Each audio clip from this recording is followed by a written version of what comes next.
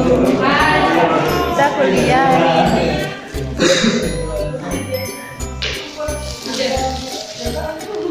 Yo teh kita satu ya teh. Apa sih? Fahril. Apa sih? Tadi tempatnya di mana? Video. Aku pengen dong. Terus aku gini-gini. Magister. Teh, makasih ya. Terus kemudian ada harapan. Setelah berpikir itu sebuah muncul harapan. Harapan untuk apa? Kemudian berpikir itu ada sebuah gambar imajiner. Jadi kita berpikir tentang mau nikah.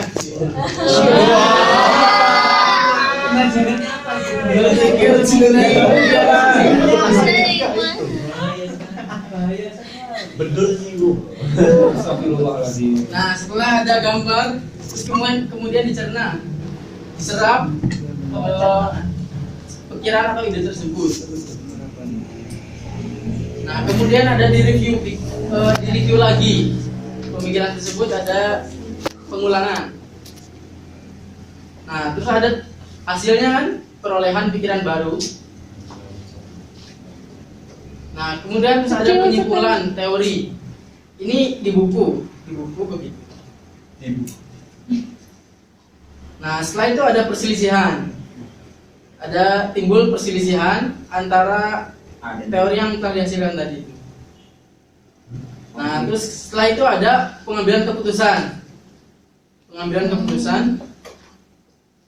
Nah, pengambilan keputusan itu dari proses membaca, menulis, dan juga mampu menjabarkan langkah-langkah terjadinya permasalahan tersebut.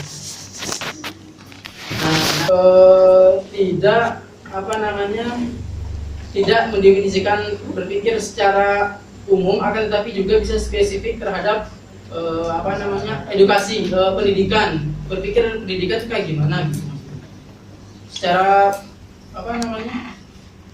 pendidikan gitu. Nah, terus kemudian ada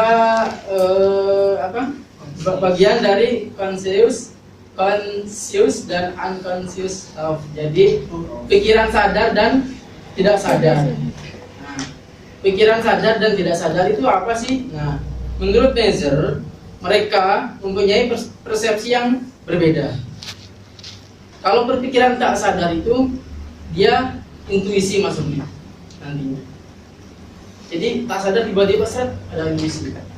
Kalau yang sadar itu ada nanti pembenaran. Terus kemudian kalau tidak sadar itu biasanya imajinasi nantinya, transendensi imajinasi, menghayal gitu. Kalau sadar itu dia berpikir realistis. Nah, di buku tersebut disebutkan bahwa Blair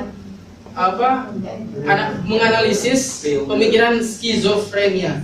Jadi skizofrenia itu ialah penyakit mental yang dia menghayal gitu, dan yang menyebabkan gangguan proses berpikir.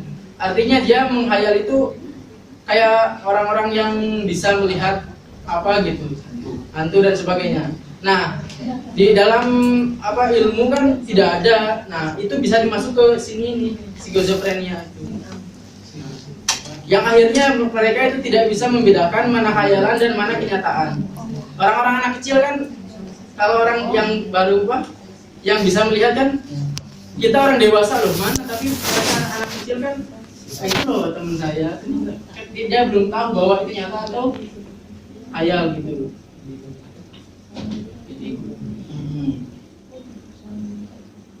Nah, kalau berpikir sadar itu tadi yang disebutkan adalah pemikirannya logis, berasal dari kenyataan.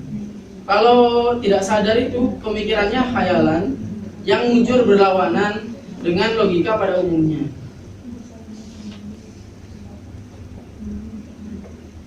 Nah, akan tetapi terkadang pemikiran sadar dan tak sadar itu pemikiran tak sadar itu bagian dari pemikiran sadar.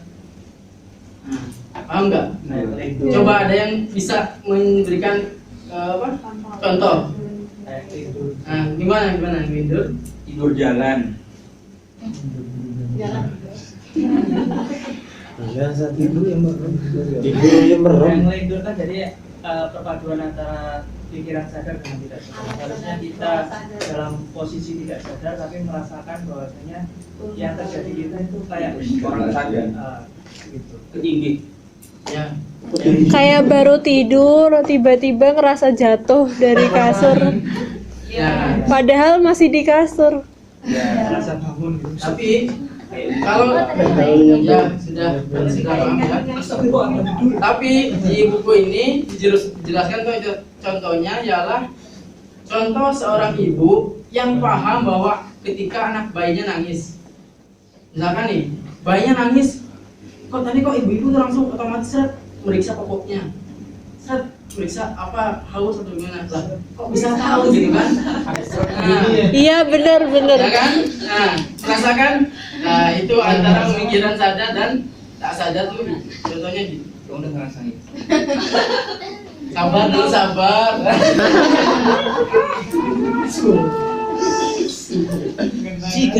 Oh, masih muda kan ini. Nah, terus kemudian Cukup umur kan. langsung saja ada thinking dan memori. Ini teman-teman sudah paham. Saya mengulang lagi.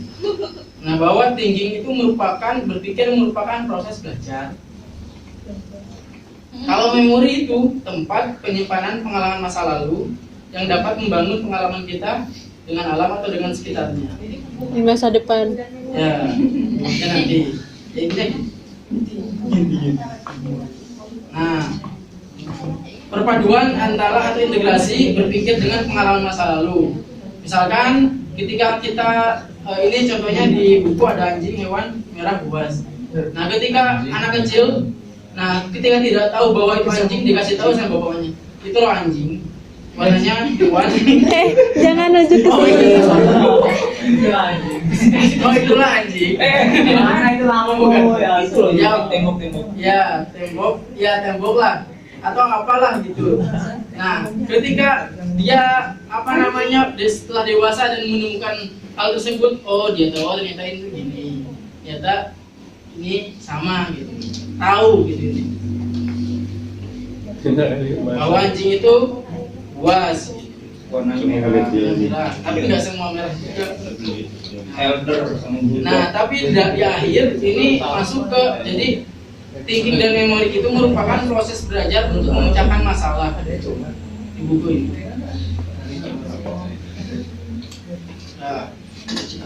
Nah, karena ingin memecahkan masalah, bab selanjutnya ialah tahapan-tahapan memecahkan masalah. Tahapan pertama, ketika sudah mengetahui masalah, kita tahu bahwa solusinya sudah diketahui. Terus kemudian tingkat kedua, sudah diketahui dengan pasti kaidah mencapai solusi tersebut. Terus ketiga, ada semacam mempelajari respon. Keempat, ada ketika setelah mengetahui beberapa permasalahan, di sana orang yang mencapai solusi itu memilih dan melakukan proses pencapaian solusi. Terus kemudian ada merumuskan masalah dan menyajikan cara-cara yang tidak biasa untuk menyelesaikan masalah tersebut. Terus kemudian ada pemecahan solusi dengan menyadari bahwa masalah pada dasarnya terletak pada keberadaannya masalah tersebut.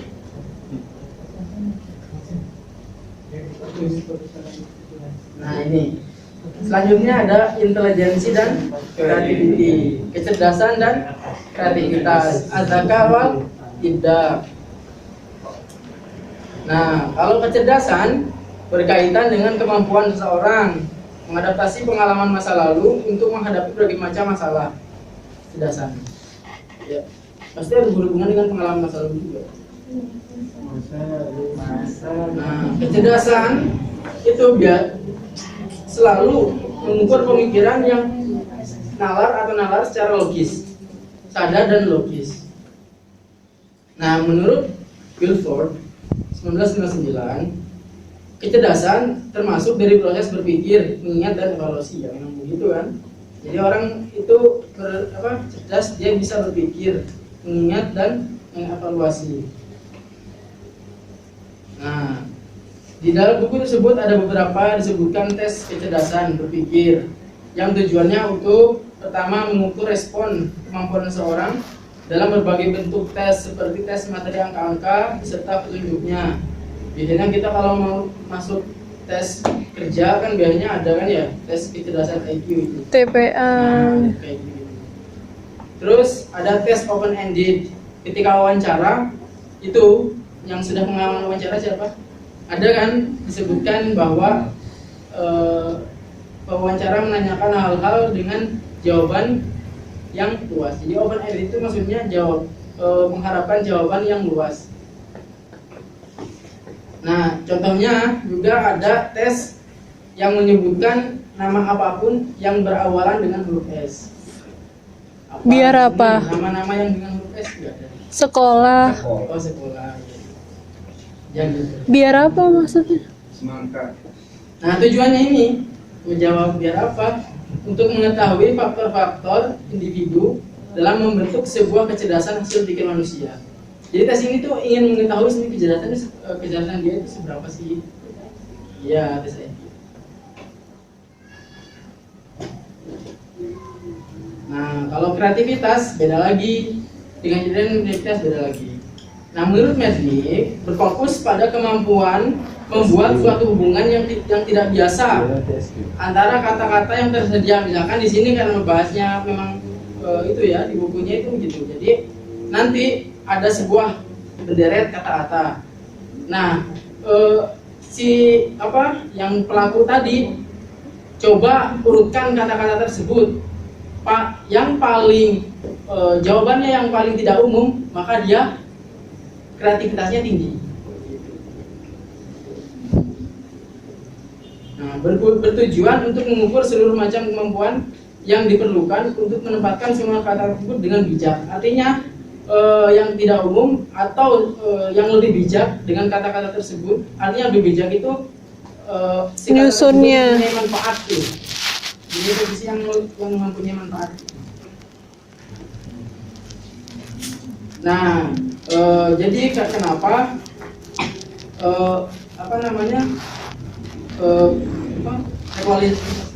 hubungannya itu jadi antara pemikiran logis terperinci, pemikiran masa lalu, sekarang dan langkah-langkah pembenaran masalah. Jadi dia itu sudah dalam pikirannya itu sudah ada disebut sudah mempunyai pikiran logis terperinci, pemikiran masa lalu sudah ada di otak.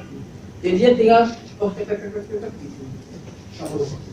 Ya maksudnya ketika langsung itu dia ini Respon. terstruktur gitu langsung responnya. Seorang mampu menggabungkan keterbukaan dengan ide-ide baru dengan kepekaan terhadap realitas berdasarkan pengalaman masa lalu. Nanti bisa di. Nah, terus kemudian ada beberapa teori berpikir.